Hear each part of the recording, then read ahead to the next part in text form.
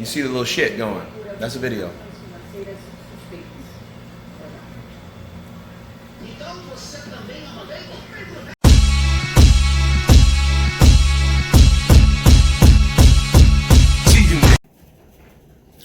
What's up, fight fans? This is Kurt DeVille with Counterpunch Boxing News, and I have some new news concerning the Ldbc and a particular channel concerning the Ldbc.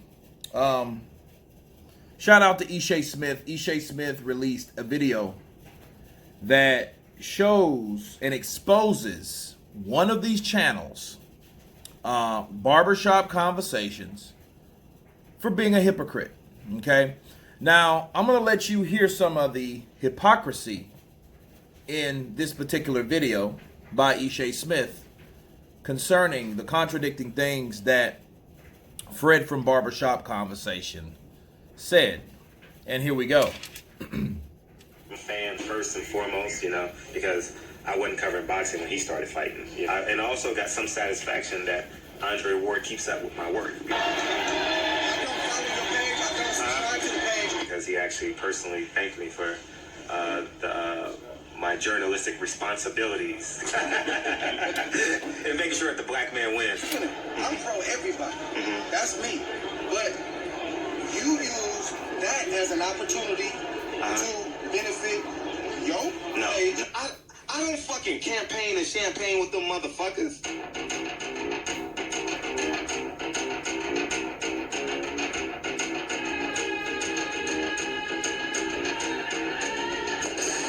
We could have done so much more than we did. You're looking like an opportunist to me.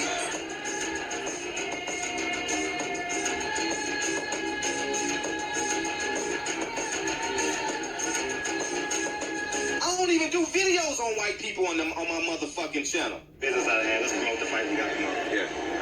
I don't even do videos on Mexicans on my channel. You missing your daughter's 15th birthday, right? I missed my daughter's first steps yesterday. I was almost in tears, man. Man, some of my greatest friends that I've been working out with for 4 years are Mexican. Barbershop Conversations, Fred, and West Side Boxing. You know why I don't do videos on them? Because they signed the Golden Boy. He just bet $100 on Canelo. So he's going for a Golden Boy fighter. I'm going to root for Ryan Garcia. I love LA. Like Oscar De La Hoya is my second favorite fighter. You're looking like an opportunist to me. I will never do it. Never! You hear me? I would choke the shit out of my son. He apologized to one of them motherfuckers, and I mean it. My daughter too. I would, man. Now, my son has it, and I'm being real genuine. I don't give a fuck if my motherfucker's black, white. I got a chance to root for a fucking great fighter, and he lives in LA. Guess what, my son? I'm gonna root. Wow. So, Fred from Barbershop Conversations, he vows that he's pro-black, pro-militant, pro-urban.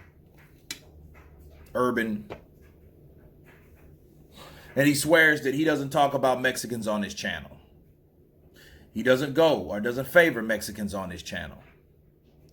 He doesn't talk to white people, which he was having an interview with Eddie Hearn, which is a white guy from the UK, a white promoter, right?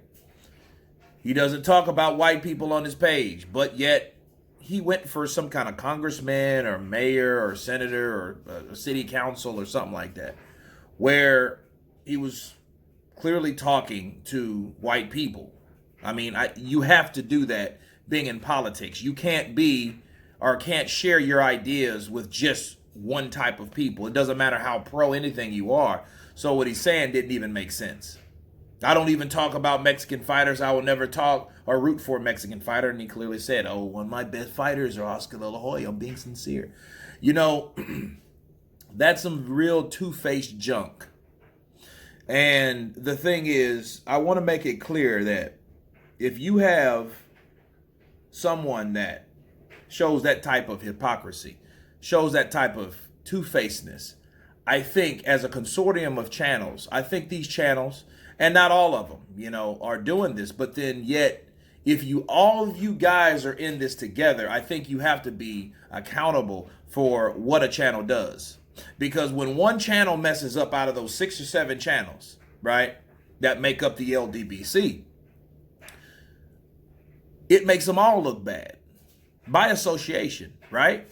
Like Blue Blood Sports TV shouts out to him. He says, shout outs to the Ldbc. Well, that's the whole consortium of channels. So if you're going to give a shout out, you have to show and say what these channels are about. If even Be the Bigger Man, you know what I mean? A lot of these guys, they just shut down. They don't respond, right?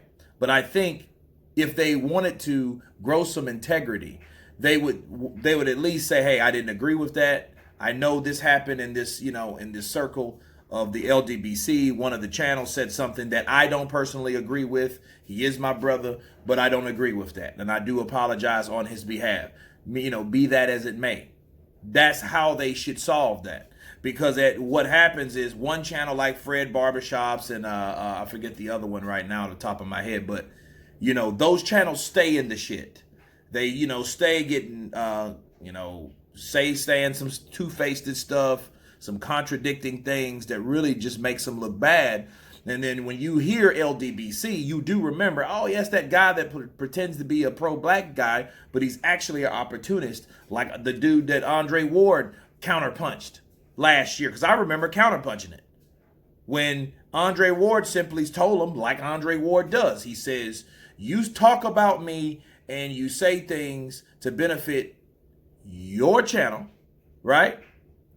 But instead, you're supposed to be riding for me instead of coming to me. You would rather put a video blasting me because you want to get views. You don't really care about me per se. You just seen it as an opportunity because it's a market for pro-black people that does preach, hatred, whereas like race baiting. And that, hey, I know there's a market for it, so I'm going to use this particular opportunity to talk shit about Andre Ward because Andre Ward had an opinion about Deontay Wilder drawing or possibly losing to Tyson Fury. That's what that was about. That was about Deontay Wilder getting outboxed in the first fight, losing 9 to 10 rounds in the first fight. And he had an opinion, and everyone went ballistic, especially on that side of the street. But Fred pretended to be so pissed off, so angry, so this, so that. So when Andre Ward saw him, he had to check him. He counterpunched him. Yes, he did. And that shows you, and he called him right. He's an opportunist. When any opportunity presents itself, like with Oscar De La Hoya, my favorite fighter is Oscar De La Hoya. But when another person, he's talking to one of his pro-black brothers, I would never talk about a Mexican on my channel. They signed with Golden Boy. But Oscar De La Hoya is one of your favorite fighters. What the hell is that about? And if you don't talk about Mexicans, this is boxing, man. Do you know what percentage of Mexican fighters make up boxing overall? That means you don't even have a fucking channel at that point. You wouldn't have a channel if you did not talk about Mexicanos or Chicanos or Mexican American fighters. You wouldn't even have a platform. You couldn't talk about shit, really, in any weight class, even the heavyweights now, because Andy Ruiz is the former heavyweight champion of the world from Mexican descent. That means you can't talk about him. But then yet, one of my favorite fighters are Oscar De La Hoya. What the hell? Opportunist. And again, we've seen this before. We've seen these guys, they'll make videos, they try to make clever ways to clickbait and make all these type videos and stuff like that. And it appeals and it sounds good to a group of other people. And you're in a group of black people. Yeah, fuck those white folks. Fuck them. But then at the same time, then you get around them, then you change tune. See, that's the type of stuff that Ishe Smith was talking about. And I can see why he made that video. Again, some of those channels are worse than others. Some of them are better than others by default, right? But I think, again, if you call yourself a consortium of channels and you all support each other, you have to learn how to critique and make sure that this channel is doing this and make sure you have your own individual views instead of this consortium of people when they do get, when someone puts them on Front Street, at least have the integrity to know, like, hey, I don't support that, by the way. You know, I'm Blue Blood or I'm Dante's Boxing Nation. That's my brother, but I don't support those views directly. Okay. So we don't have anything to do with that. So that's how we differ. He's still my brother. I still support him, but I do not support that. That will make them more accountable and more reliable. You know, that's when they can grow integrity because, oh, then you got this channel that, you know, of course, he's not dissing the guy. I'm not saying that one channel should diss another channel. But what I'm saying, if you're talking about bullshit and someone gets clearly called out on the bullshit, on the BS, well, you have to be able to come out with that too and acknowledge, yo, that was wrong.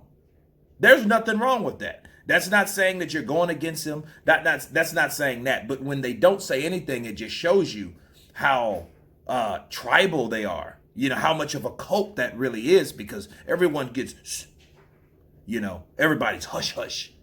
You know what I mean? Instead of just, hey, yeah, I heard what happened. Yeah, this is a viral video talking about one of my brothers. Yeah, I don't agree with it. You know? And that should be that. And that's everywhere from the top of the totem pole all the way down.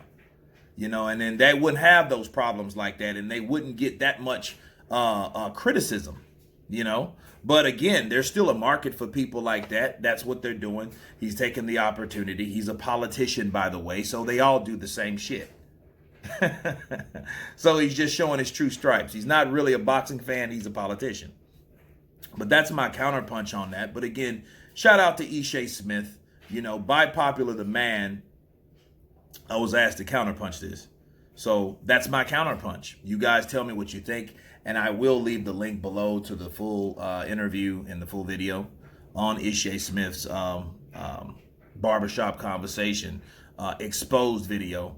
You guys tell me what you think. Of course, please subscribe. And you've been counterpunched. Peace.